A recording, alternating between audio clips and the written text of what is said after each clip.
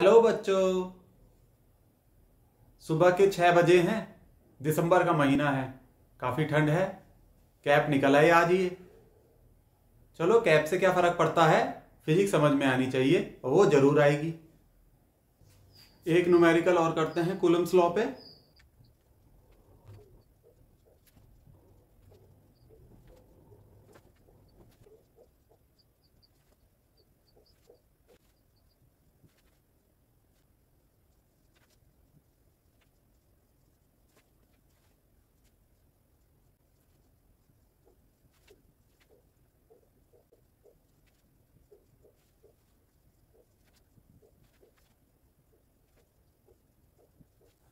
मैं क्वेश्चन पढ़ता हूं। Two charged particles are attached at the ends of a spring whose length is 20 centimeter and spring constant is 200 Newton per meter. Both the charged particles have equal charge of magnitude 2 into 10 to the power minus 8 coulomb and are of similar nature.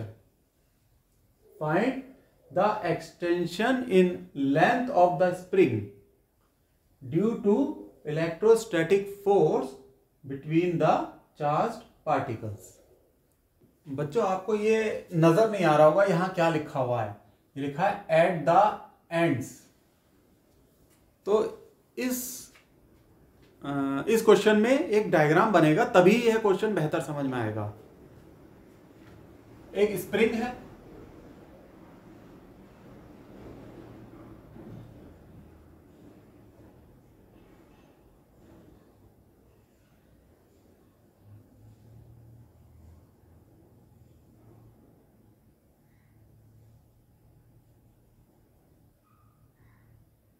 उसकी length है are.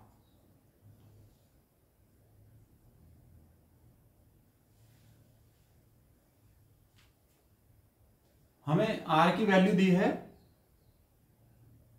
Solution करते हैं। Are is कितना दे रखा है, length is 20 centimetre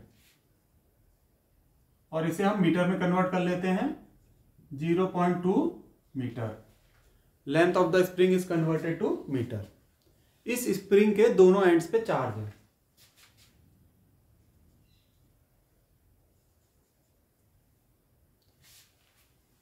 charge का magnitude same है और नेचर भी सेम है। मींस यहां पर अगर Q चार्ज है, यहां पर भी Q पॉजिटिव नेचर के हैं दोनों, राइट। पॉजिटिव नेचर के हैं means electrostatic force of repulsion लगेगा, Fe।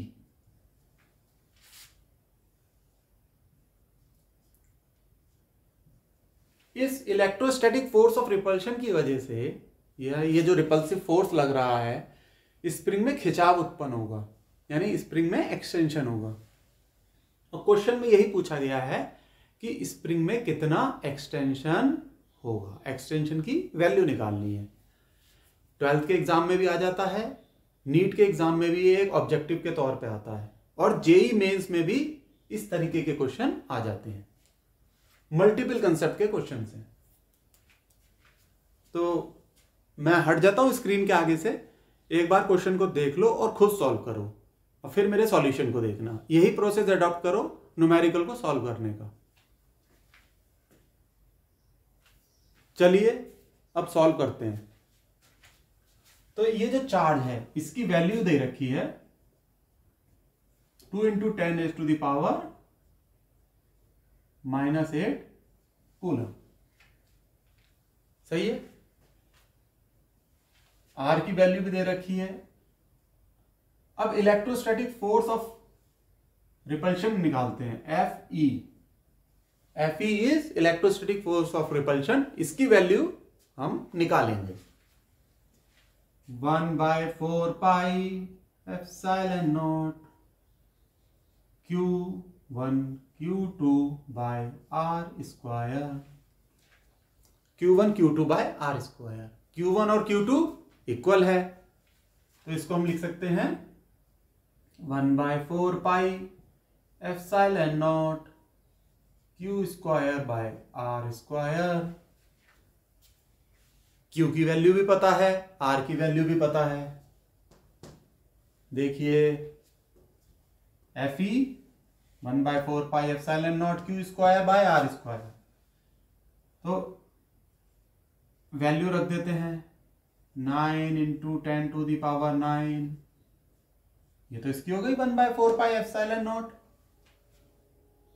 क्यू की वैल्यू हो गई 2 इंटू 10⁻⁻8, इसका square upon R square 0.2, R है 0.2 मीटर, तो इसका स्क्वायर।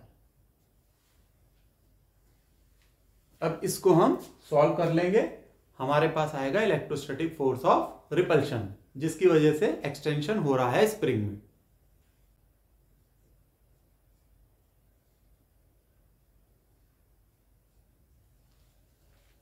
आपने सॉल्व करा, इसकी Fe की वैल्यू निकल के आएगी 9 इंटू 10⁻⁻5 न्यूटन। अब ये प्रॉब्लम आसान हो गई, बस कंसेप्ट लगाना है। तो इस फोर्स की वजह से स्प्रिंग में एक्सटेंशन हो रहा है, फॉर्मूला लगेगा Fe = kx। k क्या है? What is k? K is spring constant and x is extension in the spring. K spring constant,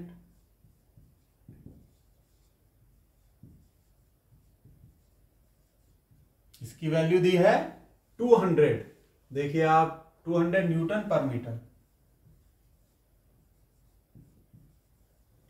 x extension है और x की ही वैल्यू निकालनी है।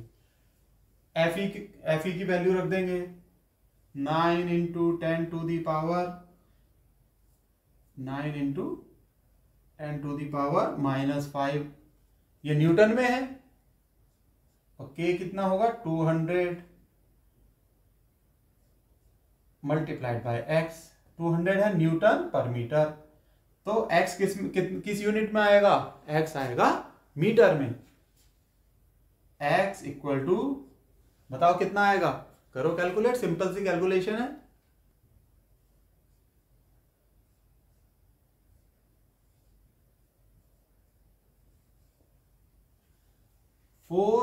x equal to 4.5 into 10⁻⁻7 metre, है ना सिंपल क्वेश्चन। इन्हीं क्वेश्चंस को अगर हम सही से कर लें, हमारे मार्क्स अच्छे आ जाते हैं, कॉम्पिटिटिव एग्जाम्स में हम स्कोर कर लेते हैं।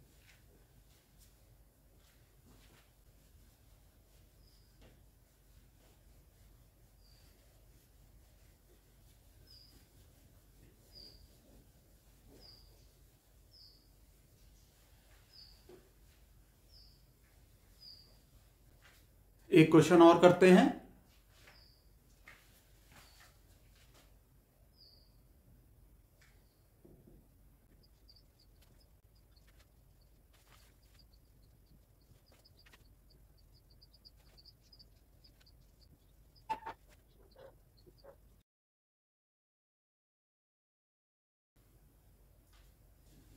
क्वेश्चन है 3 charged particles are placed at the vertices of an equilateral triangle as shown in the figure। एक फिगर भी है, अभी बनाएंगे।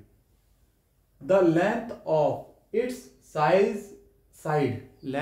its side is 2 centimeter। Find the net electrostatic force on a charged particle 2 nanocoulomb। देखिए diagram से समझ में आएगा, ये डायग्राम क्वेश्चन में दे रखा है।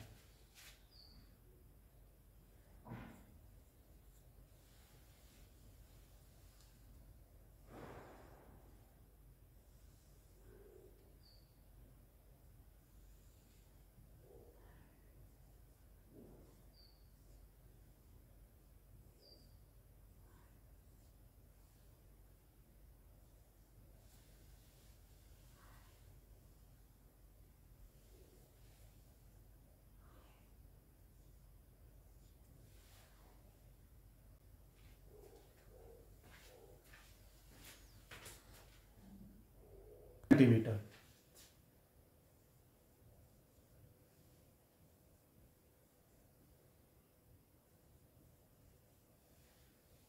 अगर हमें इसे मीटर में कन्वर्ट करना है 0.02 मीटर, ये भी 0.02 मीटर, 0.02 मीटर। इक्विलेटरल ट्रायंगल है 60।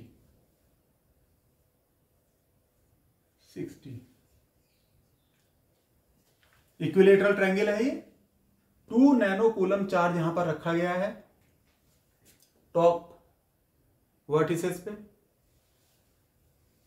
इस पे कितना नेट इलेक्ट्रोस्टैटिक फोर्स लग रहा है ये हमें निकालना है। ठीक, तो ये हाँ, तो इस चार्ज का एनालिसिस करेंगे। जैसे ये चार्जेस हैं, यहां मान लेते हैं ये 2 नैनो कूलम का चार्ज है। इस पे एक फोर्स लगेगा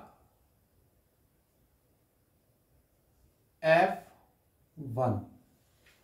F1 क्या है? Force on 2 nano coulomb due to 4 nano coulomb. Positive nature के चार्ज हैं दोनों, राइट? तो F1 रिपल्सिव फोर्स होगा। F1 कैसा है? Repulsive force. चलो लिख लेते हैं। What is F1? Solution, F1 is force on 2 nano coulomb due to 4 nano coulomb repulsive।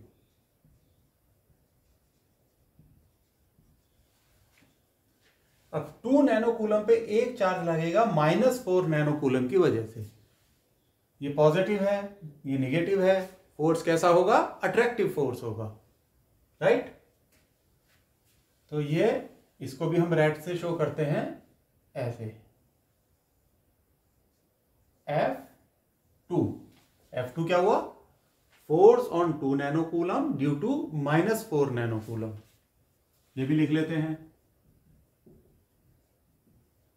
Force on 2 nano coulomb due to -4 nano coulomb. ये अट्रैक्टिव नेचर का force है। कैसा फोर्स है? अट्रैक्टिव नेचर का। अब हम देखते हैं कि फोर्स एनालिसिस से क्या निकल के आता है। देखिए, ये एंगल 60 है, हमने हॉरिजॉन्टल डायरेक्शन में देखा। ध्यान से देखिए, ये एंगल 60 है, ये दोनों लाइंस पैरेलल हुई, इसलिए ये एंगल भी 60 होगा। ये 60 है तो ये भी 60 होगा, अल्टरनेट एंगल।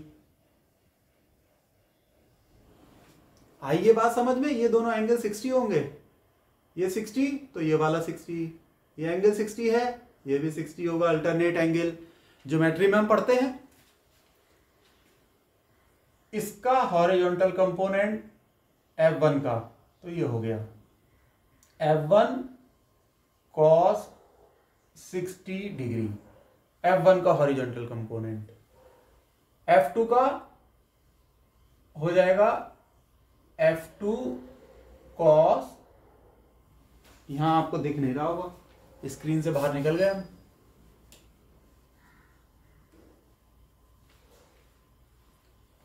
F2 का होगा F2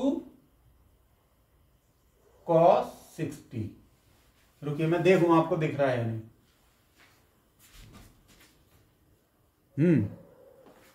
सही दिख रहा है एकदम। तो x डायरेक्शन में, ठीक,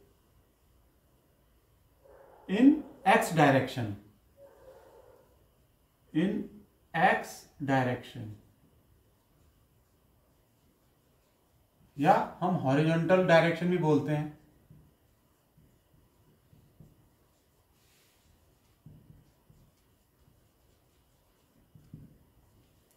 नेट फोर्स कितना होगा is F1 cos 60 plus F2 cos 60। अब हमें F1 और F2 का तो मैग्नीट्यूड पता ही नहीं है। F1 electrostatic force 1/4 pi epsilon naught Q1 Q2 by R square. 1/4 pi epsilon naught की वैल्यू लिखेंगे 9 इंटू 10 टू दी पावर 9।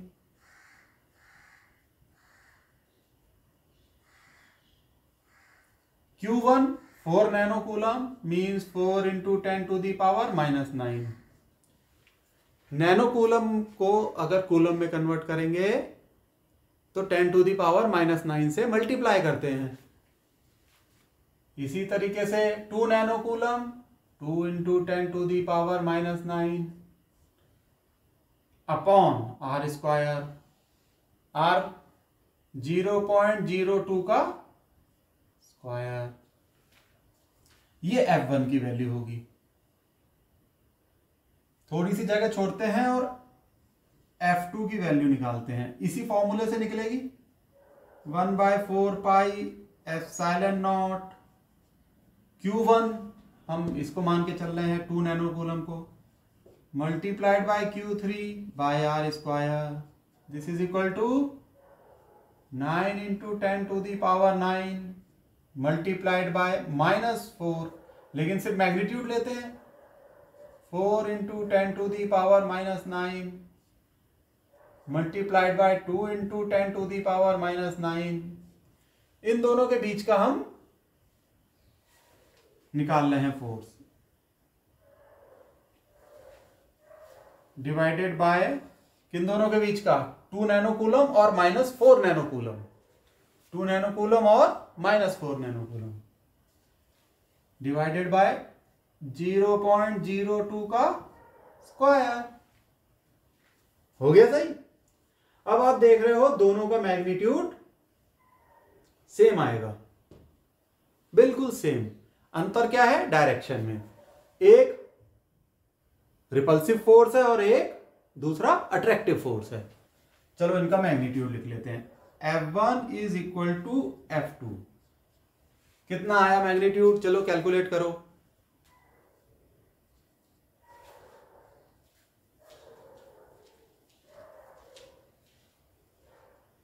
ये आया था magnitude 1.8 into 10 to the power -4 newton. और ये क्या है, मैग्नीट्यूड है।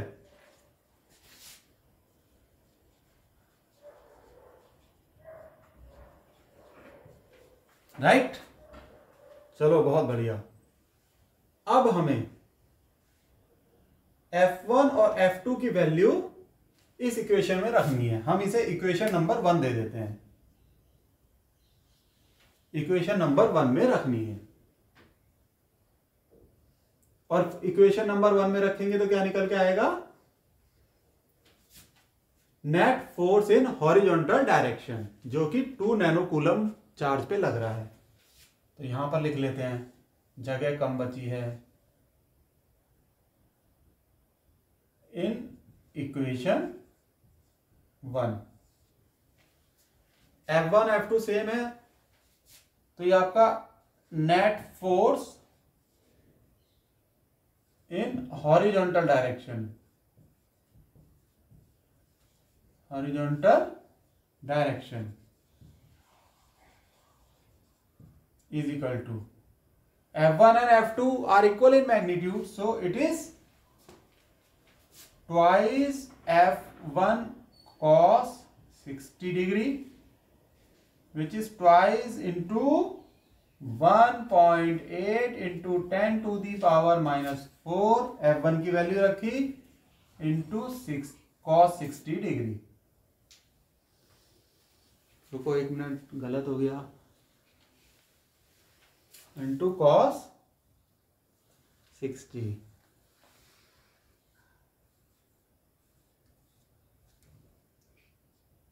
अब आप इसे सॉल्व कर लीजिए। करिए सॉल्व, ये तो सिंपल है। अरे भाई बहुत सिंपल है। cos 60 की वैल्यू होती है 1/2। cos 60 is 1/2। तो ये कैंसिल हो जाएगा, 2 डिवाइडेड बाय 1/2, तो क्या रह जाएगा 1.8 इंटू 10⁻⁻⁴ न्यूटन। तो ये फोर्स है आपका किस डायरेक्शन में, हॉरिजॉन्टल डायरेक्शन में फोर्स है, सही है। अब इसी तरीके से हम वर्टिकल डायरेक्शन में फोर्स निकालेंगे, देखिए कैसे।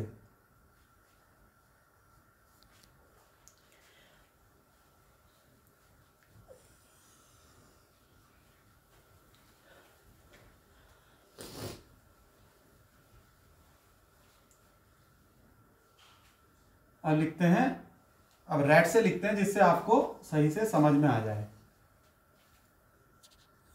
फोर्स इन वर्टिकल डायरेक्शन,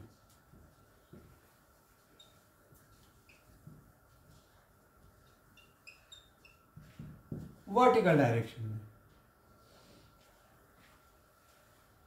इधर एनालिसिस कीजिए। F1 ये cos थीटा ऐसे गया हॉरिजॉन्टल में, तो वर्टिकल में अपवर्ड डायरेक्शन में F1 sin थीटा, और F2 डाउनवर्ड डायरेक्शन में आएगा F2 sin थीटा, थीटा यानी 60 डिग्री। F2 का वर्टिकल कंपोनेंट डाउनवर्ड डायरेक्शन में होगा, F1 का वर्टिकल कंपोनेंट अपवर्ड डायरेक्शन में होगा। तो अगर सिर्फ लॉजिकली सोचो तो आपको लिखने की भी जरूरत नहीं कि वर्टिकल डायरेक्शन में नेट फोर्स कितना है, क्योंकि F1 और F2 का मैग्नीट्यूड सेम है, sin 60 और sin 60 सेम है, एक अपवर्ड डायरेक्शन में लग रहा है, एक डाउनवर्ड में, तो नेट फोर्स कितना हो गया 0। ये तो हमने लॉजिकली सोचा और कर दिया, बिल्कुल सही। कंपटीशन में हम सवालों को ऐसे ही करते हैं दिमाग में, ठीक। लेकिन अगर 12th के बोर्ड में ये क्वेश्चन शो करना पड़ गया तो नेट फोर्स कैसे लिखोगे, net force in vertical direction is equal to F1 sin 60 minus F2 sin 60, since F1 is equal to F2, F1 is equal to F2 in magnitude, therefore net force in vertical direction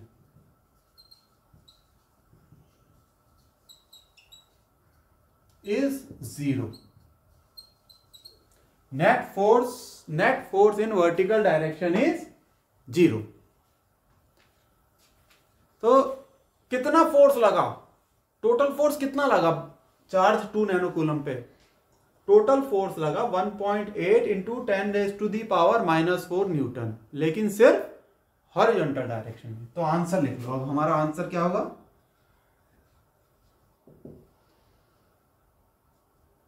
total force on 2 nano coulomb is 1.8 into 10⁻⁻⁴ Newton in horizontal direction. ये हमारा final answer होगा बच्चों। Competition में इसके alternative आ सकते हैं, जैसे 1.8 into 10⁻⁻⁴ या 2.8 इंटू 10⁻⁻⁴ या 10⁻⁻5 कर सकते हैं, या अल्टरनेट में ये दे सकते हैं इन हॉरिजॉन्टल डायरेक्शन या इन वर्टिकल डायरेक्शन। तो आपको मैग्नीट्यूड भी पता होना चाहिए और डायरेक्शन भी पता होनी चाहिए फोर्स की। Then the answer is complete. पूरा आंसर तभी निकलेगा। अभी बच्चों को दिखा देंगे इतना।